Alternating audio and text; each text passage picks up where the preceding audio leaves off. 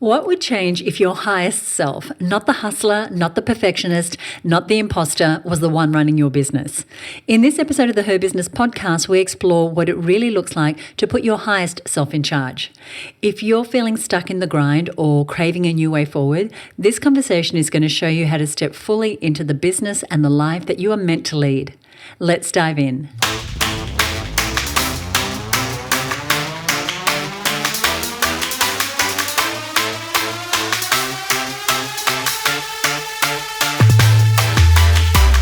Hello, and welcome to the HerBusiness Podcast. I'm your host, Susie Daphnis, and today you are in for a powerful conversation.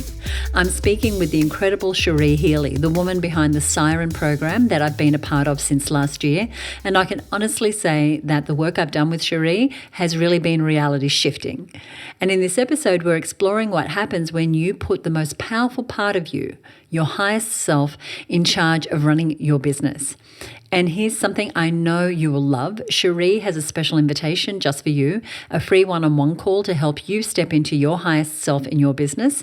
And what I'm going to do is share all the details on how to grab that at the end of this episode, so stick around. Now, Cherie has worked with leaders at companies like Google, YouTube, Apple, and Nike, and she brings more than 25 years of experience in leadership, communication, and transformational strategy. But what makes her so extraordinary is how she helps women remember who they really are. She helps them claim their desires and to design a business and a life that feels expansive, abundant, and true to themselves. I know you're going to get so much out of this conversation, just like I did, so let's dive in. Cherie, welcome to HerBusiness. I'm so excited to have you here. Oh, I'm so grateful to be here. I've been looking forward to it. Let's get into it. Now, you work with some of the, okay, she says, you work with some of the most successful, high-achieving, not only business owners, but business leaders, female business leaders. What have you found in your years of experience in doing this to be their biggest, most common challenge? Oh, you know this all too well. It's letting go of the hustle, letting go of the old ways of overworking and grinding, what we all call that sort of, how could I possibly get it all done and enjoy my life, So it's really the challenge of leaning back into trust in themselves and in the ways that we know how to make things happen as women, not the ways that we were taught, the ways that we did when we were in our 20s, and I have such high hopes for this younger generation who do know better. But for those of us who've been in it for a little minute, we still go back to that really putting ourselves last, pushing too hard, maybe more energy out than energy in. And then we get into trouble. So it's really about knowing how to do this sustainably and wisely. And I've been doing a lot of unlearning since joining your program, which we'll talk about a little later on. But you're right, we're just so conditioned to hustle, to go for it, to achieve. And you've seen this not only in the corporate world, but of course with the business owners that you work with. And so I want to talk about identity, because I know for me and for a lot of business owners who I know, many of whom are going to be listening to the show, being a business owner is part of the identity. And what the work that I've discovered through the work with you is that knowing who you are, what you're here to do, is a key part of what you help women with. So when we know exactly who we are, what we stand for, how does that clarity change the way that we run our businesses and the way that we make decisions? Oh, it's such a good question. I feel like it's absolutely everything, because it's where I start with everyone, in Siren. It's the very first part of the journey of becoming our highest self, is really catching up to who you've become. We do so much. We're moving so fast because we can, and we're running our lives. And I think without being able to zoom out and stop and really tune in, we can lose track of ourselves. And then you get into, the arena, as Brene calls it, and we're doing all the things. And if we're not really attuned to who's running the show, if you're familiar with parts theory or internal family systems, different parts of us can take over. And if you aren't self-aware, you may be running your business from the imposter. I hear so many women talk about being in the imposter syndrome, or the little girl jumps in the front seat and is all of a sudden filling you with fear. And you're like, why am I so afraid? It's not who we truly are. These parts are here for us. They're resources for us to use. But if we aren't anchored in the true self, the soul of us, and we aren't running our businesses from there, our brands can go sideways. We get distracted by the latest trend, the thing that we saw on our feed that day that says we should do it this way, or you should do it that way, or be like this to go viral. You lose your anchor, your center, So I like to really stay very close to her, keep putting her in charge of the show, but also work with all of our leaders to have them be in a constant conversation with her, a knowing of who you truly are, so that everything else is guided and simpler and more potent. When you're working with somebody and they are, like Glennon Doyle talks about in their representative, there's this person that they are performing that is in front of their true self, and you can feel it. When I talk about doing marketing from the inside out or being your brand, we want not the representative. We want all you, and that's being the most powerful, magnetic, and also very human part of yourself, And you were very gracious to give our members a presentation on that topic you just mentioned, which is how do I market from the inside out, from who I truly am, for what I truly stand. And you said that before about putting her in charge, and like your work is around us even finding who she is, because often she's buried under years and years and years of raising a family, growing a business, handling a relationship, whatever it is. And so coming back to her and putting her in charge and having her know what she wants. So I want to talk about desires, because you talk about us saying what you want out loud, being clear about what you want, and being willing to declare what you desire. And so why is declaring our desires to ourselves primarily, but maybe also to others, so powerful, part one, and part two is how do we get better at it? Oh, so important. First, let's just demystify it all. The desire is what would make you happy. And in our work, I call desires business strategies for this reason. So it's like permission for all of you to have what you desire, because we know that we are more extrinsically motivated. As women, we care for everybody else before ourselves. That means all our clients, if we have kids, our partners, if we have partners, all the people that we are here to serve and take care of, we usually come last. And so that's where women will come to the work and they're like, am I even allowed to have a desire? Like, I don't even know what I want anymore. And so if we can frame this for the sake of our conversation and in all the work as the business strategies they are, I will show you that when you are actively going after what you desire, saying it out loud to yourself, actually saying it to others too, in the circle of women or to trusted people, you are more likely to get what you want.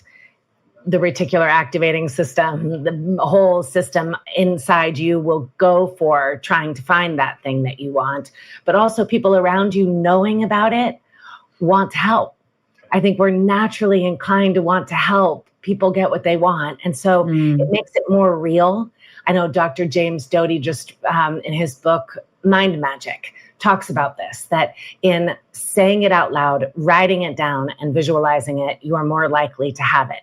So with all that said, the even more nuanced truth of why desire is so powerful in our business is pleasure, this what makes us happy, anchors the soul in the body. It actually is the reason that we might be fully embodied. And you hear that all the time now, what it is to be an embodied leader or to embody your brand. that's a very difficult concept to really grasp. What does that mean? How does it feel? We will only ever have a shot at it, at being fully in our bodies, which means we can be our most magnetic, most powerful leader selves if we have pleasure. That is not what we're readily taught. That's buried out there in all the books. I don't know. I just know it to be true, having worked with women for this long, that, and we can give the listeners this challenge, that if you go about saying, okay, this sounds interesting, it's a permission slip for me to have more pleasure, I'll try it on. Go do whatever you wish you had more time for, the thing that you always wish you had more time for. And then as an experiment, track business results. Track what it does for you in your business to actually center this pleasure. If it's more time with friends, or for me, it's reading books, what actually does it lead to? And I guarantee you will find it gets you more business. It attracts more. It has people believe you, trust you, want to work with you more. There's so many positive side effects. And then the last that I would say, and we can share this with the listeners, is these success cycles that I'm always working on with women are a combination of being and doing. They go together like the in-breath and the out-breath. And I know we are all very good at doing. So that's not the harder of the cycles for me to work with, but the being one is. And that's tricky for us because we're just feeling like there's never enough time. We have to do. But in the being, if you can allow for it, you get to receive so much. Your intuition, insights, downloads, creativity, sparks, new ideas can only come through those moments when you allow for some pleasure, when your nervous system can rest, So it's, we can talk about it all day, how important it is. And this month inside of Her Business, we are talking about this a lot. And what can often come up is, as you said, we are just accustomed to doing, because we think that is what creates results. And the being kind of takes a back seat. And so women will often feel guilty about stopping. And self-care can be seen as like, well, you want me to be doing massages and my toes? No, but just giving to yourself. Like you said, for you, that pleasure is reading or time with friends. For me, it's definitely time with friends. It's going out on a run. It's sitting on the couch with the dog and PJ, without feeling guilt. But so many of us struggle to unplug without guilt, especially business owners. And you've kind of explained it, but I'll ask anyway. What's your take on creating boundaries that protect our energy and our ambition? Or is a boundary just another rule? Like, how do we balance that? Yeah. You know what? I would say let's simplify boundary, because for some it comes with all this negative connotation. Right. Like, oh, boundaries are a necessary evil, or they're saying no to somebody, or they feel harsh, or there's just loads that come with it. I would say a boundary is a yes. It's a yes to something.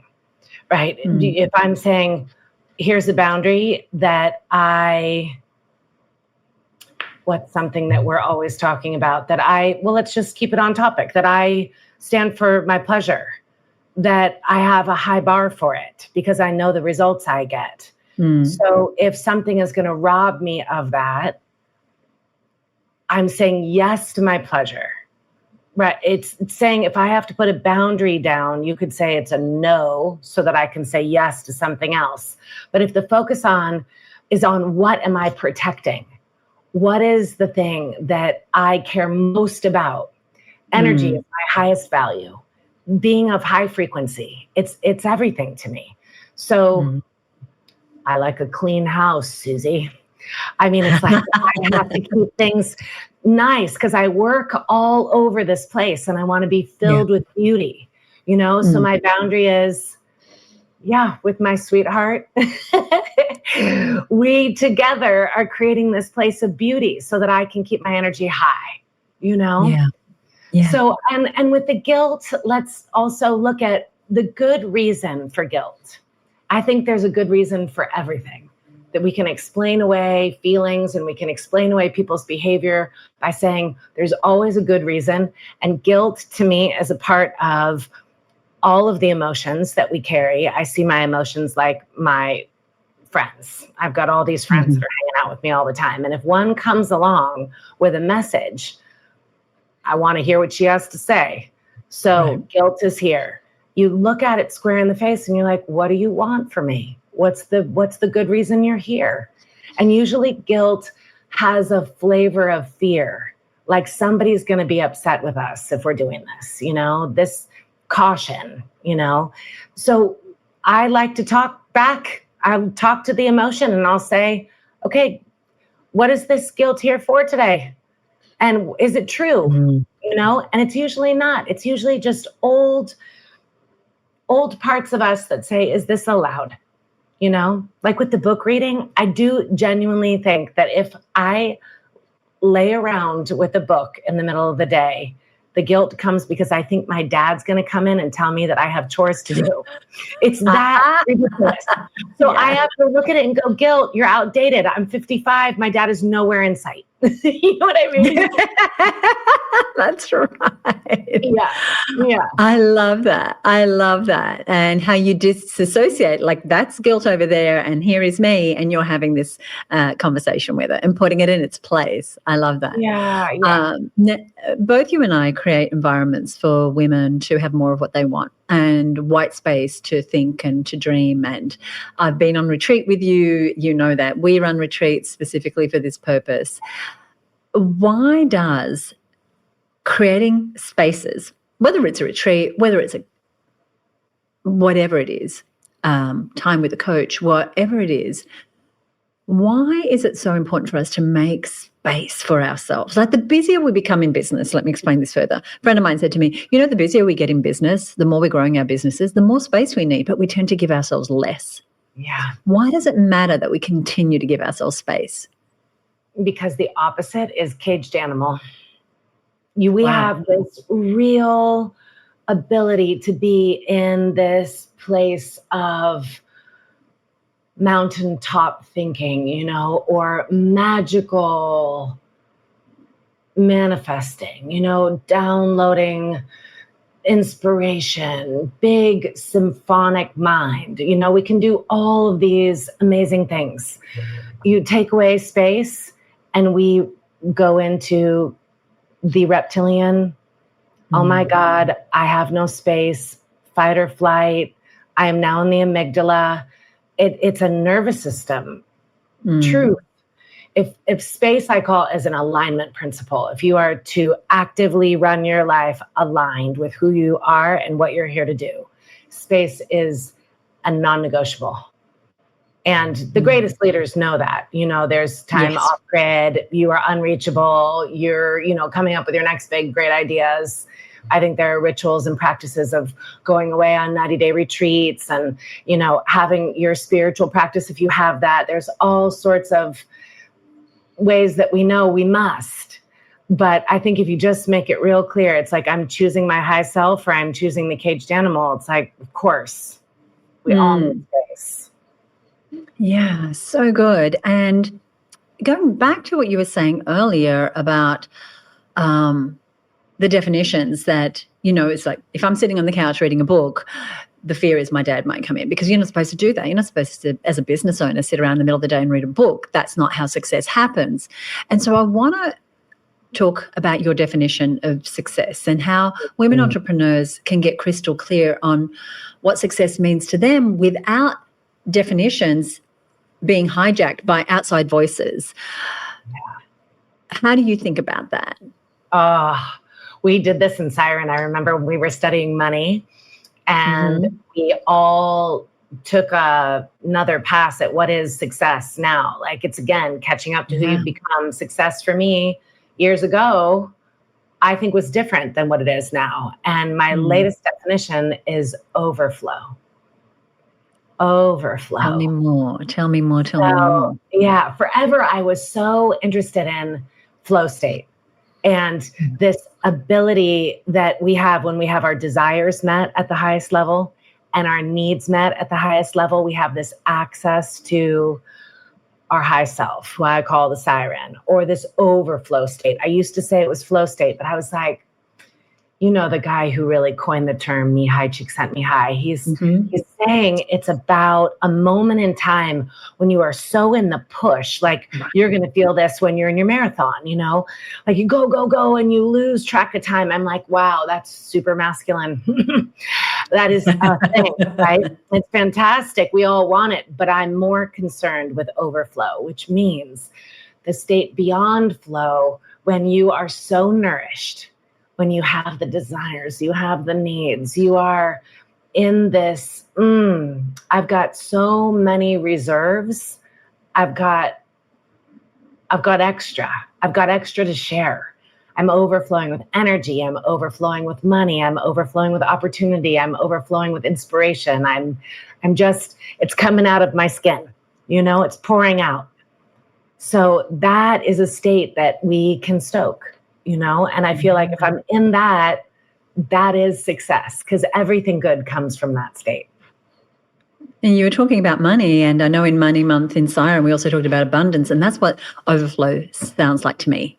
It's just an abundance. Like there is no boundaries, there's no limits to it. It isn't a moment in time. It's just this ever-present abundance of all the good things. I love it. Yes, and I want to share. It's like we talk about an energy, that your greatest gift is to walk into a coffee shop and just light the place up and just leave going, you're welcome, that we just want to be able to cause impact, good impact in all the ways. And so to be able to just write checks, solve some problems. I know a check doesn't always solve a problem, obviously, in all the ways, but it can certainly help, that I can share extra energy, that I have extra time, to give to the people I love. That's it. I want to talk about self-compassion. And I mean this from the strongest possible place, the most powerful place for women. Because, again, this has been a teaching for me, especially in the last 9 months, of when things, I've got resilience, I've got grit. I know the women listening, they've got all the grit, all the resilience, but where they fall down is the self-compassion with them. So can we talk about self-compassion a little bit and its importance to us having lives and businesses we truly love? Yeah. And here's my left brain popping in to go, self-compassion, don't weaken, right? I'll let you talk because I got no words. Well, it's just such a huge topic. And I, give all the credit in the world to our Dr. Kristen Neff, who coined this term, or really helped us actually break it down and what it means in her book, Self-Compassion. This is a story that I feel like this story just says it all. So she tells the story about how she was on an intercontinental flight with her son.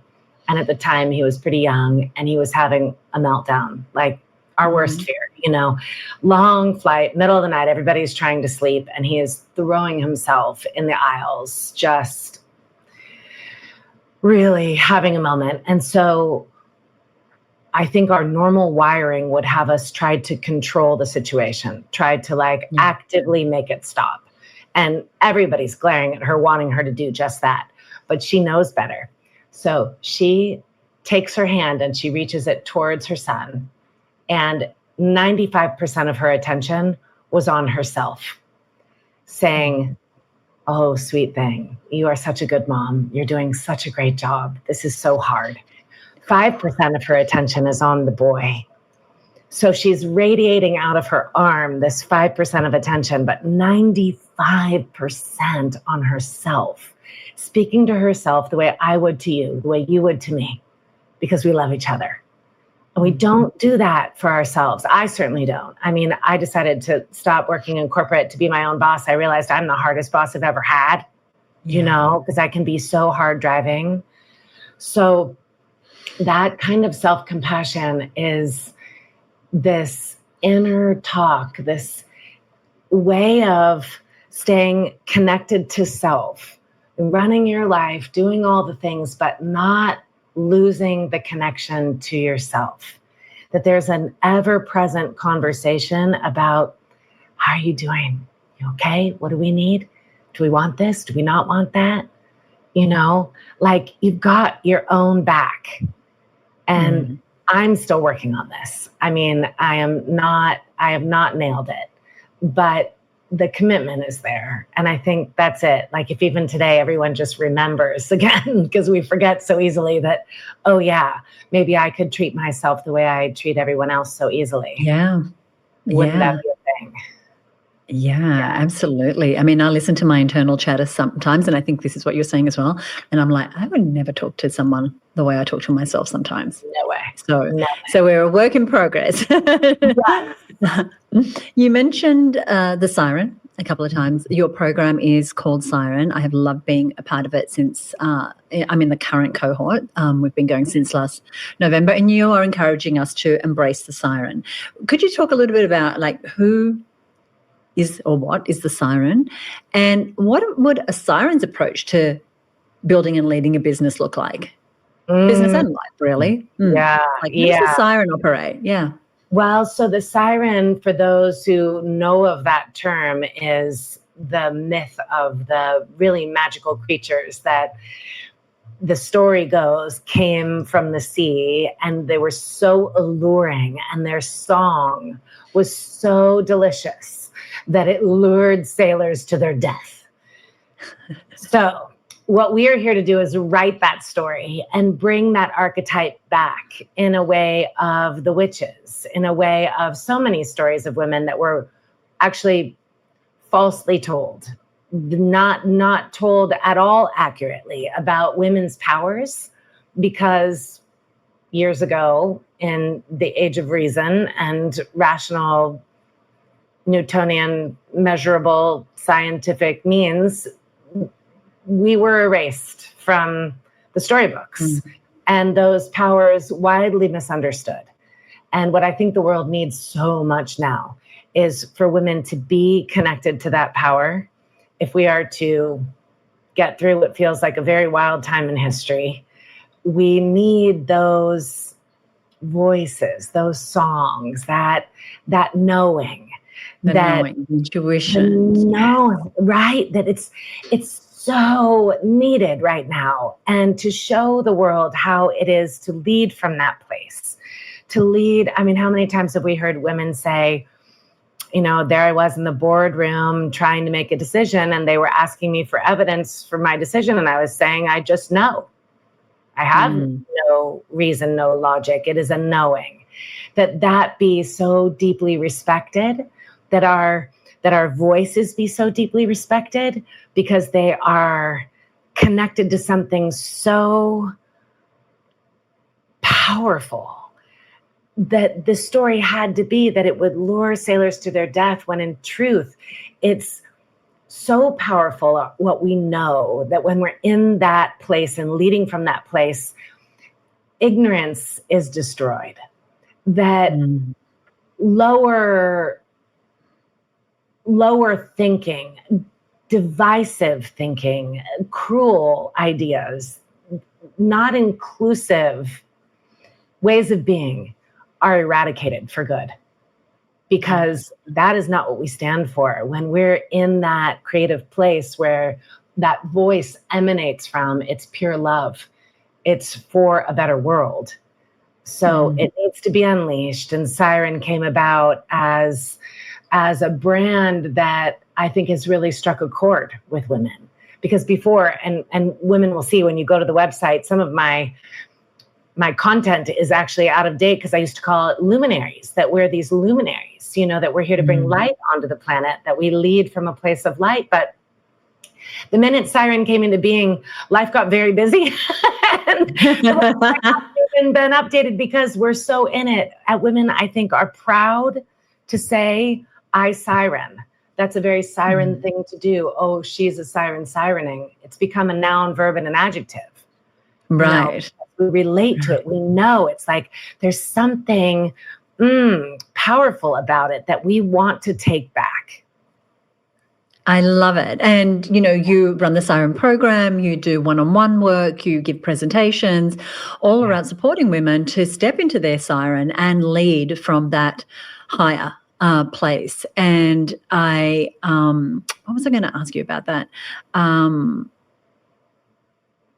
It's gone straight out of my head. I think we were going into what does it look like to run a business as her? Yes, thank you. Yes. So what does it look like to run a business and a life as her? Like, how are we accessing her? Oh, I know what I was going to say.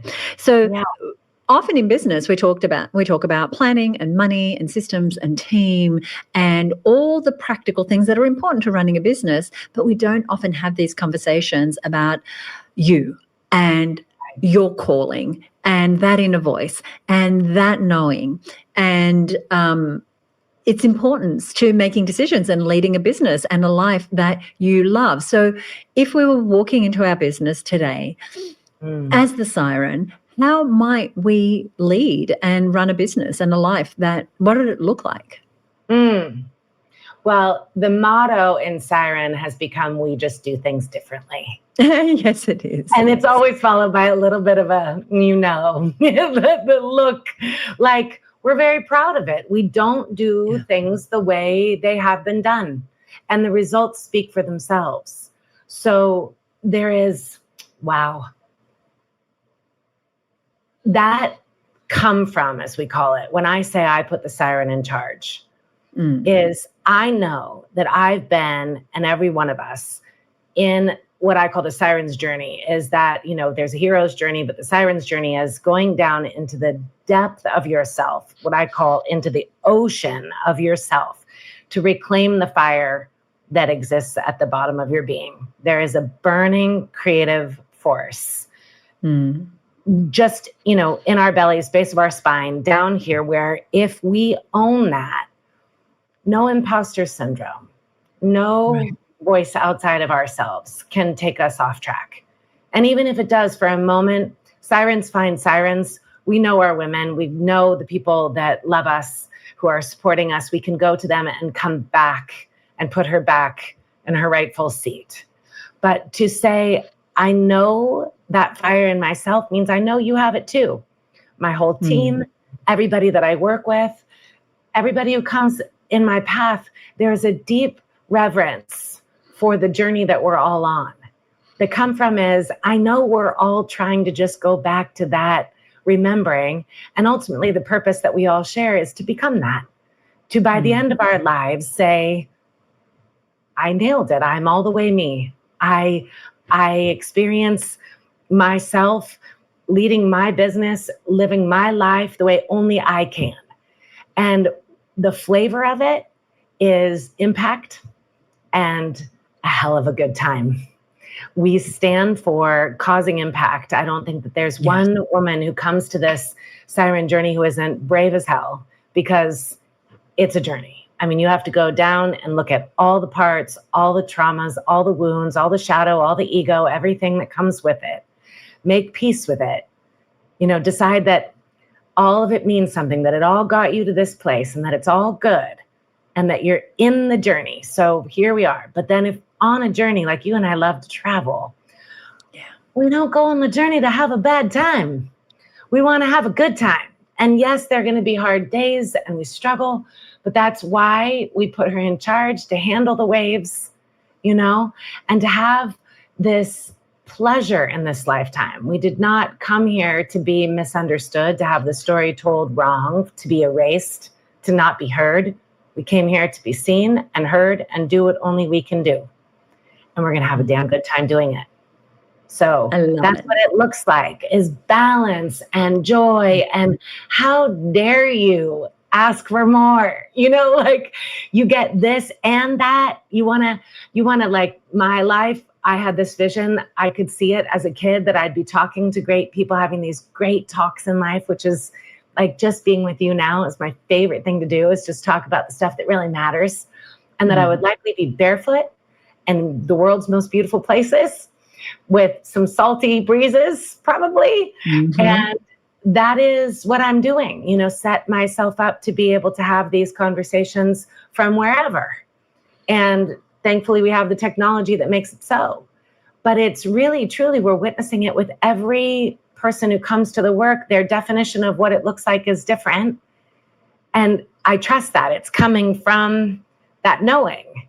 So to have the belief that you can actually design it and go for it is what I stand for. You wouldn't have the desire if it wasn't yours to have. Yeah. And I think you have a system that you work with people through, and that is that rise, design, and shine process. And that's kind of what you're speaking to there. Yes. Yes. It's saying rise to who are you and what are you here to do? Know who you are and what you're here to do. So rise to your calling, and then design your life so that you can fulfill that calling beautifully. And then that last piece, the shine, is shout it from the rooftops.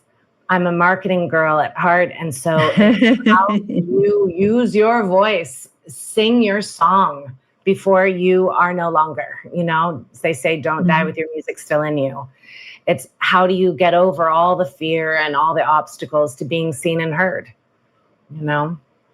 I love it. It is such precious work. And in a few minutes, I'm going to give you some details on how you can work with the beautiful Cherie into the future. Cherie, we are rebranding the tagline for this podcast to Your Business, Your Rules. So HerBusiness is the name of the podcast. The tagline is going to be Your Business, Your Rules. And I know that's a term that sits well with you because I ran it past you before we decided on it. And I'd love for you to say a few words about how important it is to play by your rules when it comes to running a business and a life that you love. Oh, it's everything, because that second part of the rise, design, and shine, the design part, is creating the conditions for yourself to do what only you can do. And I saw this so early on in my corporate work that going into a company with a boss and a brand and all the things that company was trying to accomplish, you hire all these people. And in the old days, it was you get 2 weeks vacation and a paycheck, do your job, and everybody works in their little cubicle or their office, and that's what you get. And I was so fronted as a young person saying, these are not the conditions I require.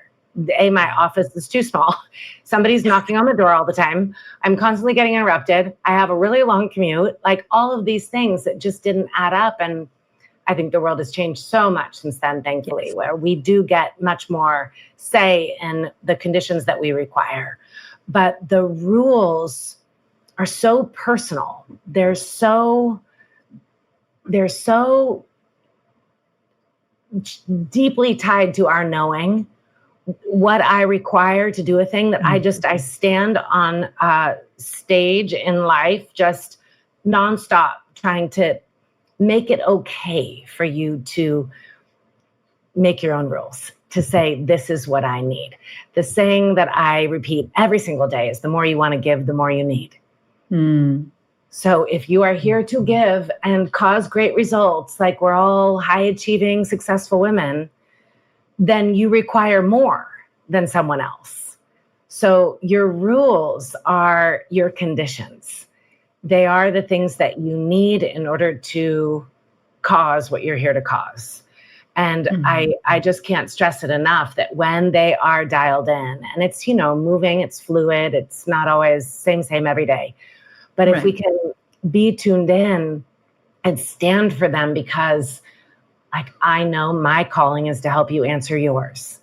That's why I have rules. That's why, because I want to fulfill that. It's not hard to enforce them. Yeah. You said something really important there, and I recommend that we rewind and listen to that again, because the conditions that we require now might be quite different to the conditions when we first started our business. Life has changed. Who we've become, if we really catch up to who we've become, we might find that the design of our business doesn't serve us anymore. The types of clients we work with, it doesn't fuel us up. The way we operate in our day, how we spend our time, how much we work, and we can always redesign. We can always step into that Siren space and rise to who we are now, design it fresh, and then stand from the new rooftop and shout that message out. It's okay to recreate and redesign. And that was really part of the reason that I joined Siren, is because I knew I was ready for a shift and I didn't know what it was. And that process has really supported me. At Her Business, we have a mantra of doing what we love every day. If we're going to be in these businesses for 10, 15, 20, 30 years, how do we do what we love every day? I'd love to know, Cherie, and you've given us a hint to at least what the morning looks like. What does a day in the life of Cherie as a business owner look like when you are doing what you love? Gosh. I mean, it's always somehow staring at a beautiful, like right now I'm looking at the mountains. We live in the mountains and I've got all the windows open and barefoot and free. It's very much my life's work. I know I'm here to experience freedom and help others do the same. So it's been designed in such a way that I get to have great big talks all day long. So people say, I have no idea how you do it. Like for a long time, it was just on the phone all day. I had my little headset on, even at dinner. I forget to take it off because it was just, and now it's Zoom.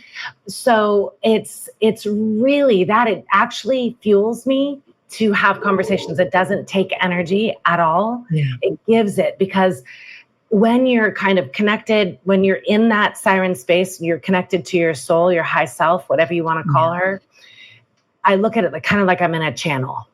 So I step into that channel, even if I've had a bad day the day before, or I didn't sleep well. The tendency would be to say, I should cancel my calls. I know better. I go into that channel and it's like a never ending wellspring of good energy is there. And I'm just buoyed by it. So it looks like, usually traveling, I love to be, as I said, on a boat or somewhere beautiful and doing these calls at whatever hour, and really good food. I have a very high bar for pleasure. So it's like, what great smoothie or what amazing salad do I get to eat during the day? And then I really stand for quality time. I think is one of my highest love languages. And so to just be able to stop at a certain moment to take a walk with my love or to watch a movie. I just live for a good movie or a good show at the end of the night, or sitting under, we have strings of lights in the backyard, and another good talk to finish off the night, with my kids or my sweetheart. It's that, it's so simple. Beautiful. Yeah. That's beautiful. Thank you so much for joining me. I'm just going to give you the opportunity, if there's anything else you feel is unsaid that you want to share with us. Such a good thing. I do feel like I want for everyone listening to just have a easy access to that Siren inside, to know how to do it, because it may be that you don't all the way identify yet with a very queenly part of yourself or a really powerful part of you, because life is hard right now. So it's as simple as your next breath. And that's just what I want everybody to go away from, saying, oh my God, she's there. Like when you said you were ready for a shift, but you didn't know what it was. The Siren did inside you. She does. She absolutely knows. There's a part of you that is never afraid, who never feels like an imposter, who's really not ever tired. She's always there guiding you every step of the way. And so the way I like to do it, and very much in the beginning, before I really identified as her, I always thought I was just kind of this kid who was trying to be enlightened someday. You just close your eyes and you say, I put my high self in charge. I give the steering wheel over to you. I give the pencil over to you. I put you in charge. You speak for me. And if you just have that as a practice, let me know myself as you. And that's the thing that you just, every moment you remember, throughout the day, beginning of the day, end of the day, you let her talk through you, you will soon come to know yourself as her. It will change your whole life. Cherie, I love you. Thank you so much for being here. Thank you. I love you. Thank you for joining me. I hope you felt the love fest at the end of that episode because, when you find someone in your life who can help you shift who you are, who can move you into becoming more you, it is such a gift. And I've been so blessed to be in that situation with Cherie since I joined her program last November. So as we wrap up this episode, I want to leave you with this question. What conditions are you creating to let your highest self, your inner siren, lead in your business and in your life? Are you filling your own cup up so fully that it overflows and allows you to have an even greater impact on others? And if you're not sure what those conditions look like, simply start by noticing and asking yourself each day, what lit me up today? What gave me energy? And that awareness is the first step to building patterns and practices that keep you aligned and in that overflow state. I got so much out of this conversation with Cherie. I get a lot out of every conversation with Cherie, and I hope that you enjoyed it too. I'm going to put all her details in the show notes on our website. I'll give you the details of where that is in just a moment. And I want you to pay attention to the invitation for a free one-on-one call with Cherie, something I highly recommend that you say yes to. Now, if you're a HerBusiness Network member, I love you. Remember that there is a powerful masterclass with Cherie inside of the Members Hub. It's a marketing masterclass called Marketing from the Inside Out. So definitely check that out if you haven't listened to that already. If you're not a member of Her Business, now is a wonderful time to go ahead and apply to see if the HerBusiness Network is the right fit for you. As you can tell from this episode, we are about more than systems and planning and marketing and teams and all those things. We're really about creating a business that has you thrive in life. And so if you want to be part of that, if you want to have bigger conversations, then you're going to find a link in the show notes, or you can head on over to herbusinessnetwork.com now to learn more. Now, I'd love to read some words from one of our listeners. We were, this is a little bit different because we were listed in the top 90 lifestyle business podcasts, the HerBusiness Podcast, at position number 11. So thank you to those who voted for us or got us in that position. It echoed our rating of 5 out of 5 on the Apple platform and put us in such good company of really heart-led business podcasts. And it's interesting that this is the lifestyle category because we are about creating a business and a life that you absolutely love. So thank you to those who made that possible. Now, if you enjoyed this episode, would you leave us a rating or review on Apple Podcasts? Or you can direct message me on Instagram. You'll find us at Instagram. If you don't already follow us on Instagram, highly recommend that you do because we're posting daily tips and strategies and links to great resources. And once again, thank you to Cherie. And over on our website at herbusiness.com/325, you'll find a summary of today's episode as well as links to any resources that we've discussed and certainly a link to that free one-on-one session with Cherie. If you are new to the show, hit subscribe or follow wherever you're listening and join us in the next episode for more inspiring stories and lessons from successful female entrepreneurs. We'll see you next week right here on the HerBusiness Podcast. Bye for now.